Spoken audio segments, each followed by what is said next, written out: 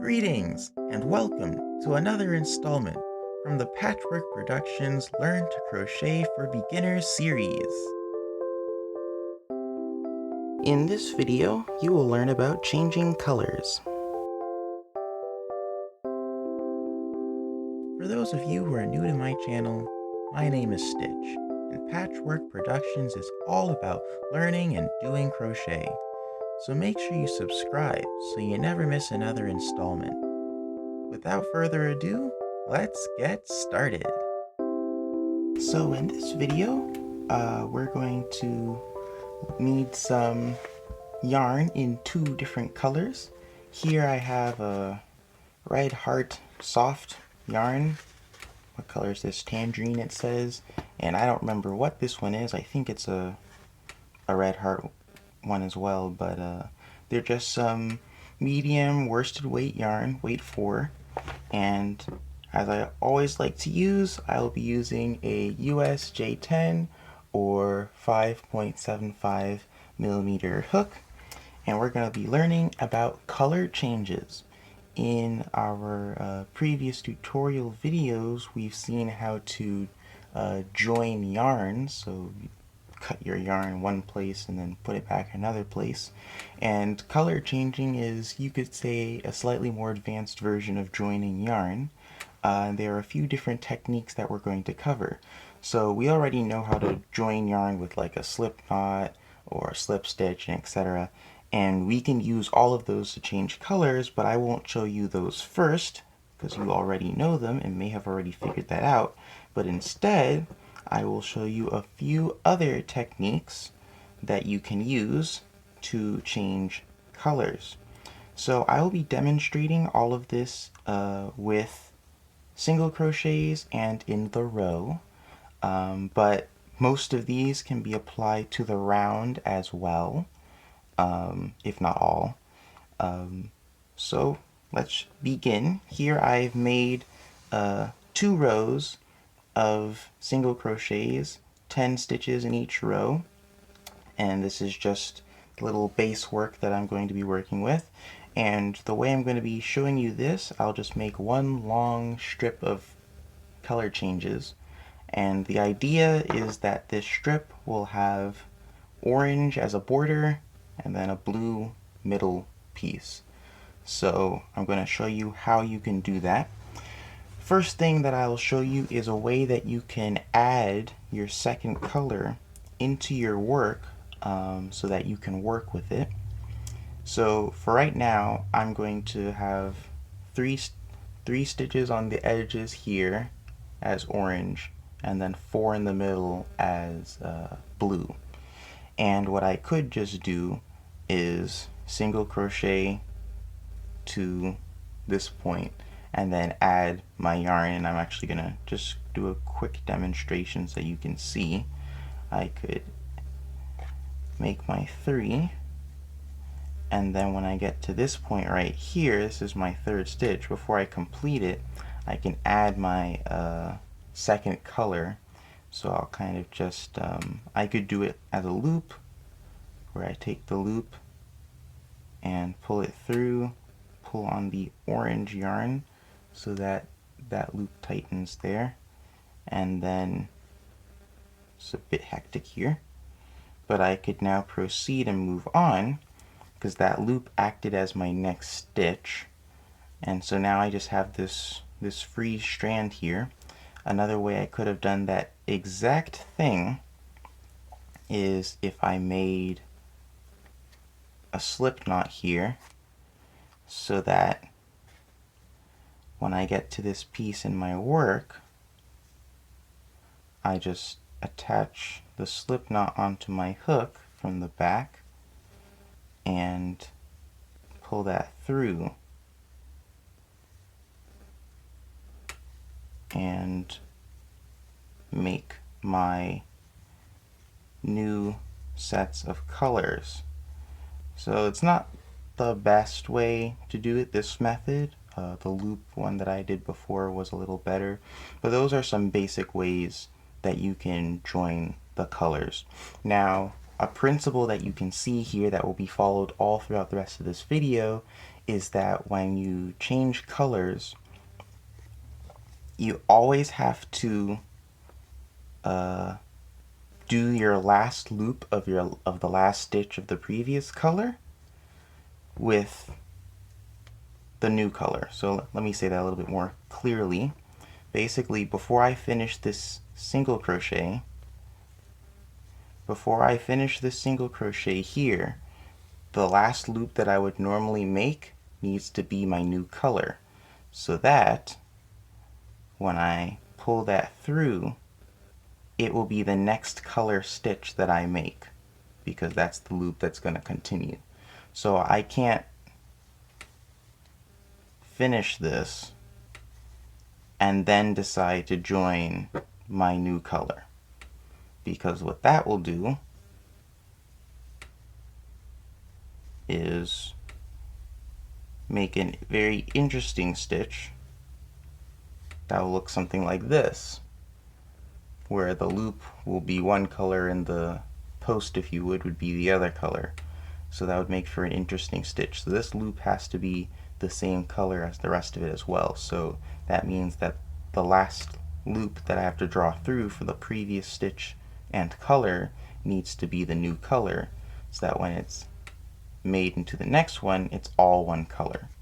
So right here is basic how you can change the color. Let me just demonstrate the loop one again so you can see a little bit more clearly. So basically, I have 3 and I need to break into my new color. So I'm going to begin my single crochet, and now I have 2 loops on my hook. Before I finish the single crochet, I'm going to add my next color, and all you have to do is leave a pretty decent tail, and from the back pull that loop through. So if you can see, I have the 2 loops here that would be on the hook, and then I pull this loop through both of those. And now to tighten this so it looks like a stitch, I have to pull the orange so that it shrinks back down to the size it's supposed to be. And what sometimes helps is to continue the stitch, so work a blue or whatever color stitch into the next stitch from the row, and then adjust the orange one, because it sometimes makes it a lot easier to control. So right there is a simple way to join. Of course, you have this stuff at the back, so unless you are really good at weaving in your ends, which I'm not too good at that, or this is the only side that's going to be visible, you're going to have that effect. So it's going to basically just hang out there. That's how the color works. Now, there's another way to do this, which is the way I will use to proceed with the rest of the tutorial. And this method can be used for joining colors at any time. So let's say I'm all the way down here in my row. I've worked like 4 stitches, and then I need to join a color. I can use that there. Because I'm going to switch pretty soon, because I have a small piece of work, I'm going to be doing it at the beginning, but it's not limited to being used at the beginning. It can be used at any point in the project. And the idea is that you work over the next color until you need it. And so what that's going to look like is I'm going to insert my hook, and I'm going to make sure this is over here, because what's going to happen is I'm going to work around this stitch, this yarn here. So let me show you again, because the beginning can be a little tricky. So if you look carefully, I'm going to be working into this stitch, and I'm just going to lay this yarn, this yarn right here, the new color, right on top. And when I go under the stitch, let me tighten this. When I go under the stitch, under the 2 V's, this yarn is going to be resting right on top. And I don't want to pull that yarn through my work. I just want to leave that on top of there. And so then when I draw my loop through the 2 V's, it's still there on top. and then when I draw through both, I've now basically grabbed that yarn. So if you look here, it's the stitch, but at the back you can sort of notice that I've grabbed that yarn. It's that one strand from the stitch holding it. And so that's what you're gonna repeatedly do. So for the next stitch, I'm gonna go under the two V's, and I wanna make sure that I never pull this color through.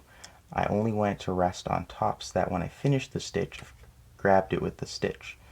So I'm gonna make a single crochet here and make sure that when I go to do this last loop, it's in between so that it's now going to be held when I finish. And the point of this tactic, this technique, is that you wanna start holding your new next color a couple stitches before you need the color change. And that's why in my case, because I have a small piece of work, I'm doing it from the beginning, because I'm going to be changing after 3 stitches. So that's pretty much as I need in order to join in a normal case. But if I were to have say 20 stitches instead of 10, and I was going to be changing colors at the 10th stitch, then I could work all those stitches, and then when I get to say the 13th stitch, the 14th stitch, then I would do this. I would put my next color and start working over it until I need it. So just a couple stitches before is when you use this technique. So let me finish my last stitch here, because this is where the color change comes. So remember, I'm changing at the 4th stitch. The 4th stitch needs to be blue. And so this 3rd stitch is incomplete here. I have 2 loops and I would normally finish it, but instead of finishing it, this is where I need to change my color. So I am going to take my blue and I'm going to bring that through just like I showed you before. And so now this next loop and the next stitch is going to be blue, but this entire stitch is going to be orange. So this is a way that you can join your next color into your work if you're changing colors. This method can be used in pretty much any place you want. Now what I'm going to show you next is kind of an add-on to this. It's how you can now work with this next color. There are several ways you can do this. You can, at this point, cut this yarn, just cut it, and weave in that end. That's one way. You could work with that yarn on the wrong side, and I'll explain what that is. Or you can work over the yarn like we've been doing here. So what I'm going to demonstrate for right now is working on the wrong side. And so what that will look like is such. When we say right side, wrong side, it's the side that's going to be facing you that's right, and the side that's not facing you that's wrong. And don't take this the wrong way, because we turn our work when working in the row, and this doesn't become the right side. And so when we say the wrong side, that means you're going to leave your yarn on the side that won't be seen, and I'll show you what that looks like in the end. So in this case, this side I'm going to make the right side. I've done 2 rows, so this side is going to be the side that I'm going to have seen, and the back side here is going to be the side that no one's going to see, theoretically. And so what I'm going to do now with my orange yarn, first let me just make 1 stitch to make my life easy so I can adjust things. 1 single crochet. So let me just fix this stitch. What I'm going to do is just leave this yarn here hanging. It's just going to stay there until I need it again. And so for the rest of my blue, I'm going to work into these stitches here.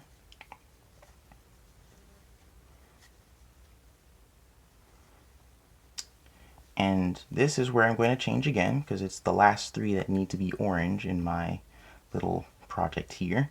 And so now this yarn that I left hanging, I'm just going to run it along the back, and I'm going to use it. Now the blue is going to be left hanging again, and it's going to be left hanging on the wrong side. And so when I bring this, I'm just going to bring it over this other color, and I'm going to work it into the next stitch here. Pull that, and now I have my next color, and this strand is just going to be on the back. That's just going to be there. And then I work my last 3 stitches in this color.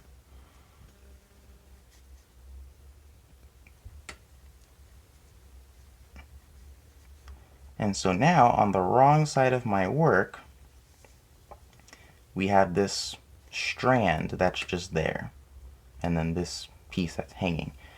And so I'm going to make a couple more rows so that we can see.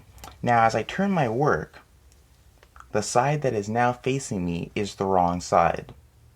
Not because I'm incorrect, but because that's the side that no one's going to be seeing.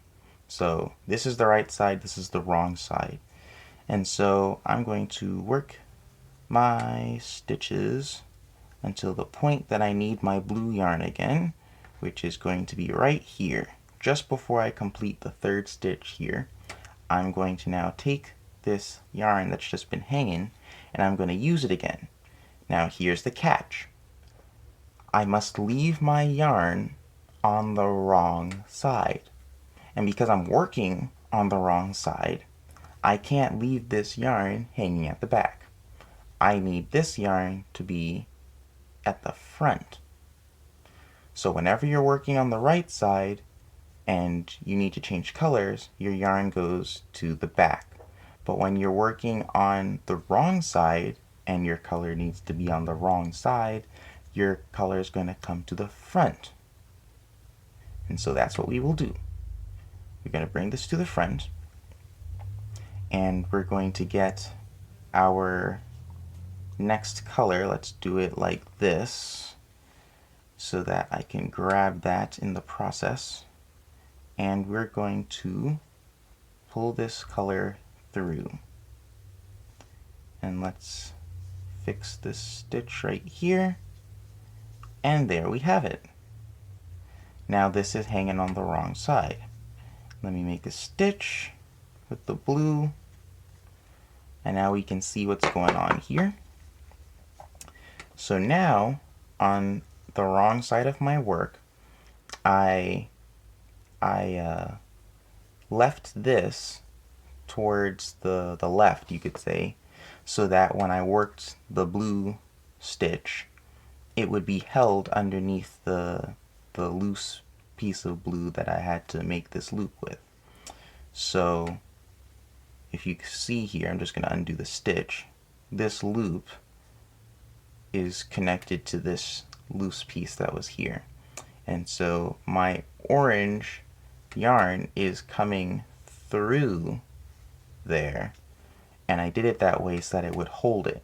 Now it's going to keep going across this way, but it's just a way so it's not all loose and hanging out of nowhere. So again, we're going to finish making the section here with our blue until we get to this 4th stitch where we need to change colors again. And instead of finishing this here, we're going to take our yarn here, which is still on the wrong side, and we're going to bring that so that we can use it.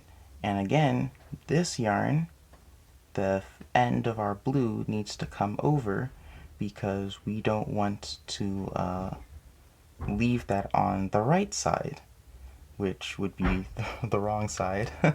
So I'm gonna pull that blue forward so it's in the front, and then I'm gonna pull my orange back here so that I can use it. Now it can get a little tricky because just this is coming forward and then back, and so just be careful when you yarn over and draw through those loops. But once you get it, you just pull that yarn, and then we're going to work the last of these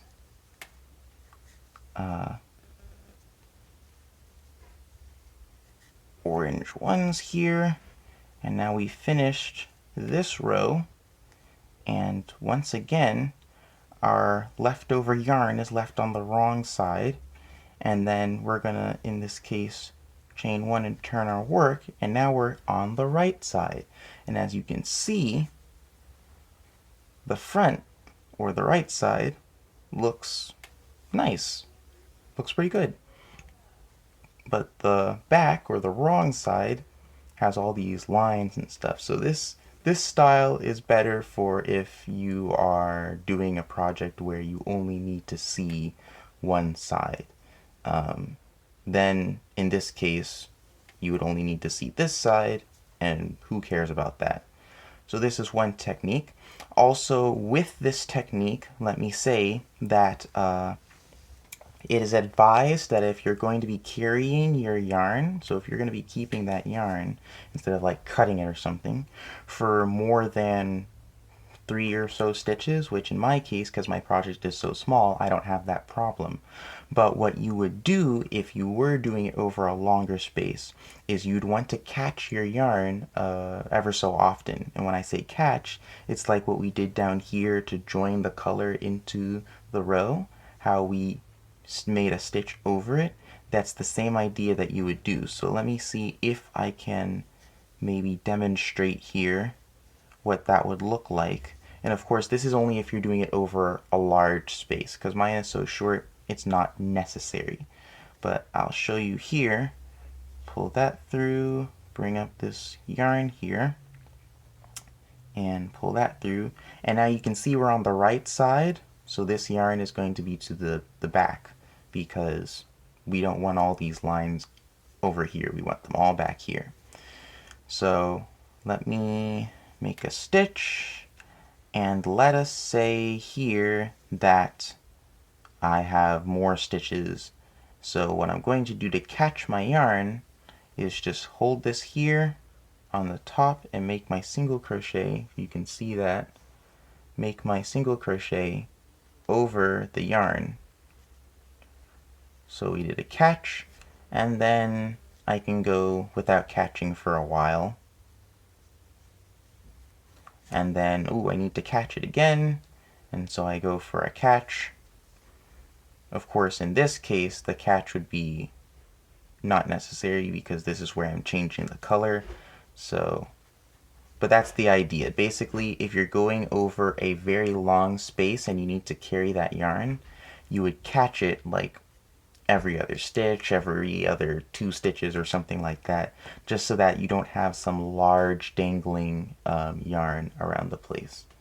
So I'm going to finish this row here. So this one is done, and I'll make a few notes about this method. Number 1, when you're done, you get all of these lines at the back. So this technique is really best for if you're just doing something that is only seen from one side. Also, these strands that are left behind do consume a little bit of yarn because it's not yarn going to make stitches, it's yarn that's just being left there. So in this case, it's not a lot. In the case of a larger project or a more elaborate project, this might be something to consider, how much yarn you want to be using in your project. Also, it can get a little tricky as you move through rows or rounds, whichever one you're doing. Your yarn can sometimes get all twisted together, the 2 colors or however many colors you're doing, because you can do this technique with 4 colors if you wanted to, or something like that, as many colors as you want. So the yarn does get a little tangled, so be sure to have a way of knowing which ones are separate, going where, and like when you go to drop a color, be sure which side you're dropping it on for different reasons, because sometimes that will cause them to get twisted. In this case, it's 2, so I can just twist my work until it's fine. In the case of different colors and where you did it might be a little bit harder, so that's something to consider. Now I will do another method for changing colors. Let's chain 1 so that we can do this. And this method is really good if you want to have a reversible project. Reversible meaning that you can see the prettiness from both sides. Prettiness? Is that a word? Oh my. Anyway, so this method is where you work over your yarn. So you carry your yarn throughout the work instead of just leaving it on the wrong side.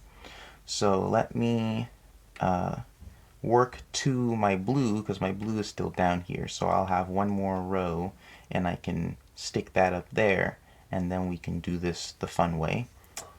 So let's single crochet, and now it's time for our little switcheroo. So we're going to pull that up. We're going to draw the loop with our new color, and this is where we have the difference in this method for changing our colors. So now we're working with the blue, right? With the blue, I'm going to work as normal, but just the same way we joined this blue, how we caught the yarn throughout our stitches, we're going to do the same thing with our orange to carry it. So instead of leaving it on the wrong side or just cutting it, we're going to work over it. So I'm going to insert hook, make sure that is there, and we're going to draw, and there. So as you can see right here, we are working over this yarn as we're carrying it. So let's do this again. I'm going to insert my hook into the next stitch, and as you can see, I'm leaving this yarn here, my orange, over. And so when I make the stitch, being sure not to pull it through, being sure not to pull the orange yarn through, but just the blue, when I go to finish this, you'll see that I now have caught the yarn in between. And so now as you look at the back, it's caught there. And so just the same way we joined the yarn at the beginning, it's a way that we can carry our yarn by catching it in our stitches. And so now this is where I go to change colors. And so again, just before I finish this one, I'm going to work my new color, and we're going to continue working over the unused yarn. So we're going to keep catching it. In this case, it's the blue.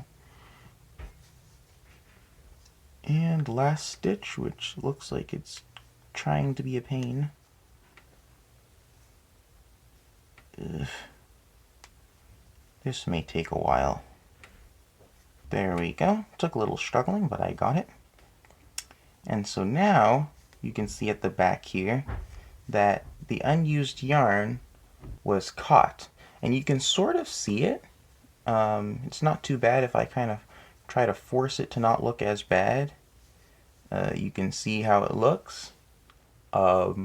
But this is another method, and it's for things that you want reversible, because this means that you can see from this side it looks this way, and from the other side it basically looks the same. So it's a decent way to have it reversible. Now I'm going to move on to the next row, and maybe this is just me personally, but as you can see, we need to use this blue again, and if we're going to carry it, there's two ways we can do it. We can just turn our work like normal and then try to find some way to pull this yarn back up, which I would do it, I don't know which way. Let's try it this way and see how this looks. So I have my yarn, I turn my work, my unused yarn is in front, and let's work over it. And I mean, I'm sure you can already see that you can just blatantly see that. And you would basically get the same effect if you did it from the other side. So I haven't actually seen anything, not yet at least, that explains how you do this part. If anybody knows, feel free to let me know in the comments. But what I decided to do, I just took the principle, and just as a tip, helpful tip in anything, but in crochet, if you understand the principle of why certain things are done, you can kind of do some guesswork if you don't know the explicit answer to a question. So in this case, I understand that the idea with this method is that you're working over the yarn, and so I figured, hey, well, for my turning chain, how about I do it the same as when I'm working over the yarn when I'm making stitches. So in this case, I'm going to hold up my unused yarn, in this case my blue, but instead of, I'm not going to draw it through and I'm not going to make a chain with it, but I'm going to make my chain around it. So when I turn my work, I just thought, you know, it was as good as I could get it, because then I can just make my stitch, and I kind of like carried it in the chain. Still not ideal, but it's better than the other way. I just feel it looks more decent because it kind of just comes up with it. Perhaps there's another more appropriate way of doing that, but for now, that's what I am aware of, so that's what I'll share. Don't quote me on that being the absolute perfect way to do it, because I'm sure there's another way, but for now, that's what I have. So basically, let me just do it again to demonstrate. Come back to here. When you go to make your turning chain to move on to the next row, you just make your chain over the unused yarn and then continue as normal, so that you can bring that unused yarn up with the row so you can continue using it. And I think that looks pretty decent. So this one's pretty simple. In some ways it uses more yarn than the other method I showed you, the first method, because instead of kind of dropping it and then stretching it over, you're kind of just dragging it through the whole thing. So in some ways it uses more, in some ways it doesn't. Depends on the type of project you're doing, because as you can see, the blue, I have less of it used than the orange in terms of unused leftover yarn. So it kind of depends on how you're doing it. In my case, I'm just using quite a bit of yarn. So now here you can change colors again. Pull this through, bring the orange up so I can catch it in my stitches. Let's just pull that to make that nice and neat.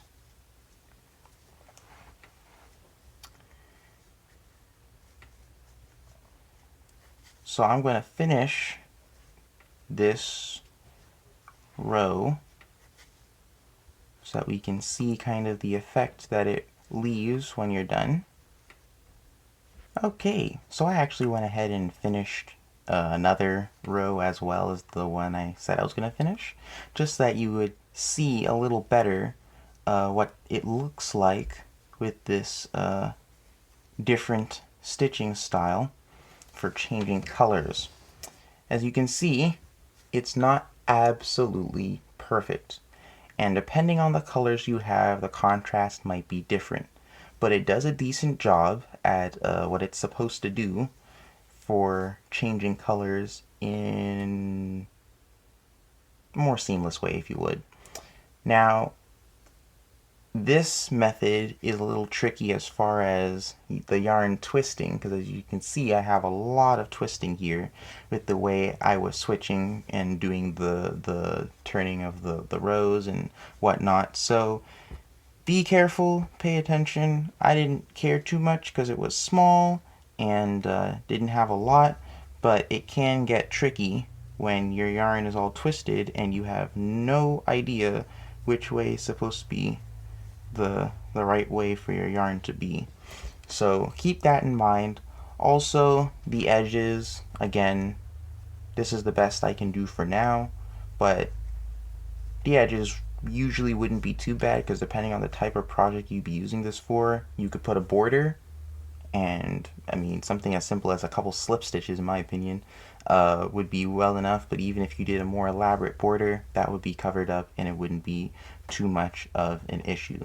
And so this is a way that you can make something that's good on one side and the other, because as you can see this was previously our wrong side for this style of stitching, and this one looks fine on that side as well as this side, which looks pretty good. You can still see little bits, but it's not as bad. Now, there is something, and I may do a tutorial on this later, called tapestry crochet, which is kind of the idea of using different colors to make really elaborate and beautiful things. And there's designs and stuff for it where you put the colors in certain places to make like pictures and whatnot. And what I heard from doing a little research on that is that basically when you have finer yarn, like smaller, not too small, like not quite crochet thread, but maybe weight 1, weight 2 yarn, the color, like the being able to see the colors through your changes are not as bad. It's not as noticeable as with, say, weight 4, or even if like I used a weight 6, it would be far more noticeable to see those colors in between. But the smaller the yarn, the less noticeable it is. You could almost consider it like the resolution of the pattern. So the smaller the resolution, the less noticeable are the little, you know, I can't think of a word, but basically it's not as bad seeing the colors through each of the different layers. So this is another method, consumes some yarn because you're not cutting it, but it is another way that you can work the project. And of course, the next way, which who wouldn't know how to do, is cutting and joining on, you know, with slip knot or whatever. So here I could just cut this blue right here. I could finally untangle this mess here because it's all cut, and now I can start my section here of orange. 1, 2, 3, and here we are. I can just join this yarn in like I showed you at the very beginning of the video. Let's pull that down to make a stitch to make my life easy, because this is getting a little hectic. You could consider this an anchor stitch, because once that's in, you can deal with the back piece without it being all rambunctious. So let's fix that. There we go. And now I can continue with the blue until we get here. And what I'm going to do is just cut this orange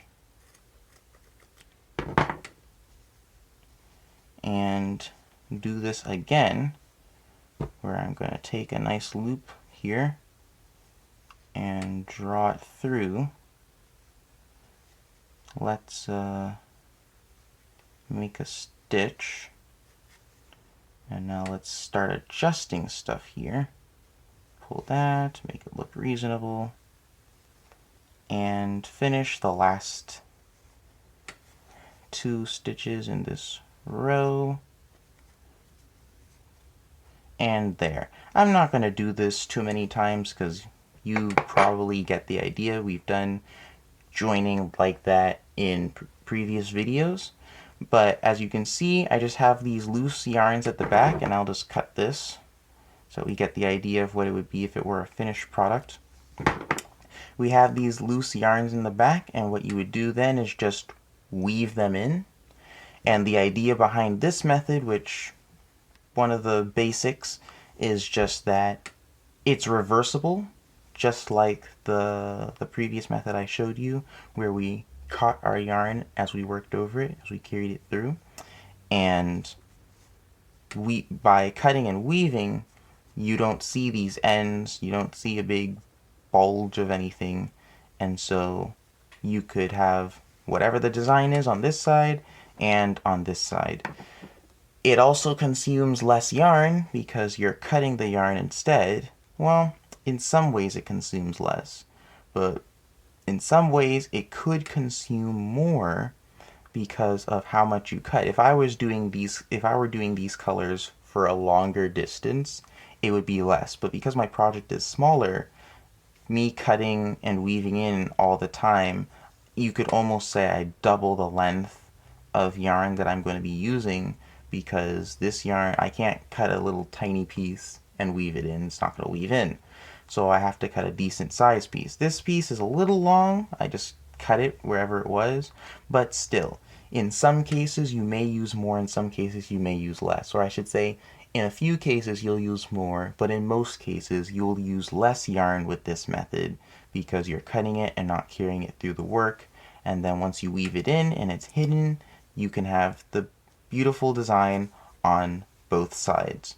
So here are some different methods that you can use when doing multiple colors. And if you know how to join yarn, you can pretty much join a new color, but these are some other techniques.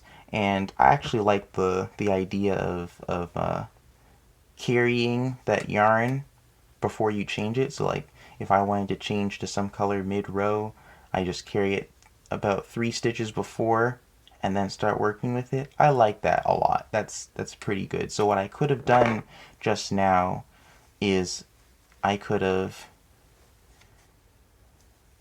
done my blue, carried it in here until I got to where I needed it, and then cut it. So I can still do the cut method while carrying that yarn.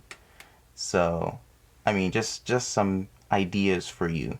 So now this is where you can explore, because with the knowledge of being able to change colors, you can make just about anything you want.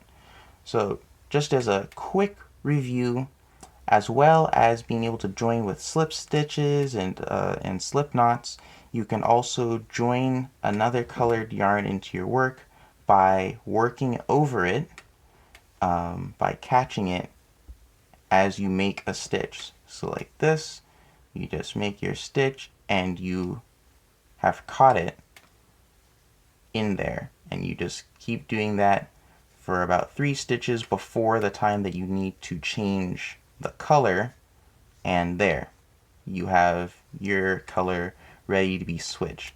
Also, you can do color changes where you leave your yarn, you carry your yarn on the wrong side of your work.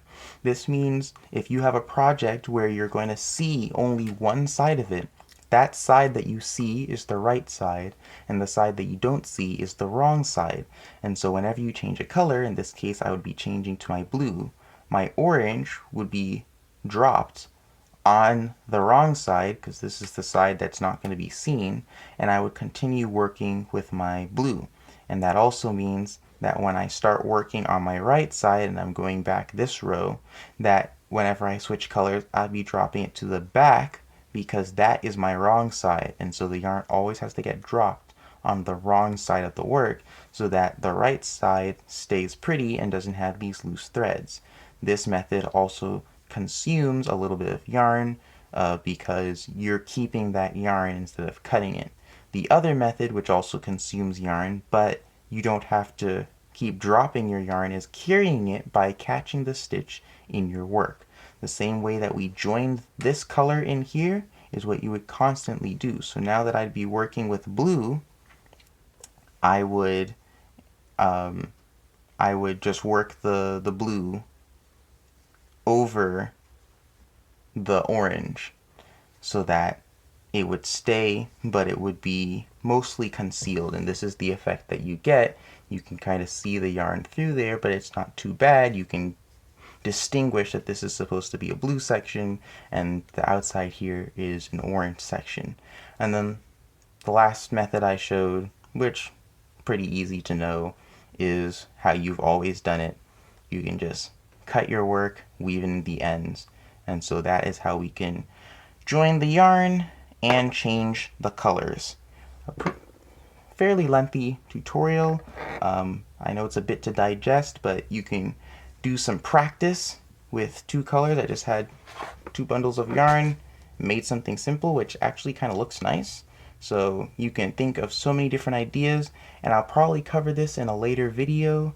There are ways that you can map out projects that have multiple colors by using a little grid map. And so I'll explain how to use one of those so that you can actually plan what the project's going to look like with the design and everything. So you can just follow the grid pattern and you'll easily come out with some nice designs. So for now, that will be all for this video. Thank you for watching this video. If you enjoyed this tutorial and want to learn more about crochet, be sure to hit the subscribe button and ring the notification bell so you never miss another video. Don't forget to give this video a big thumbs up and also share this video with your friends and family or on social media. And feel free to leave a comment down below. If you have any questions or suggestions or any feedback, I'd love to hear from you. Until next time, catch you later.